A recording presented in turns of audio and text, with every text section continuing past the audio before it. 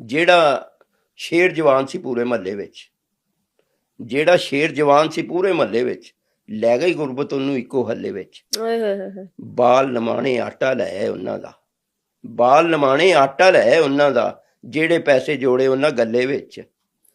ਤੇ ਵਾਹ ਰੱਬ ਵਾਹ। ਤਾਂ ਸਾਡੀ ਸ਼ਹਿਰ ਤੋਂ ਵੀ ਨੇੜੇ ਆ, ਰੱਬ ਤੇ ਸਾਡੀ ਸ਼ਹਿਰ ਤੋਂ ਵੀ ਨੇੜੇ ਆ। ਦੁਨੀਆ ਲੱਭਦੀ ਤਸਵੀਰ ਨਾਲ ਮਸੱਲੇ ਵਿੱਚ, ਵਾਹ ਵਾਹ।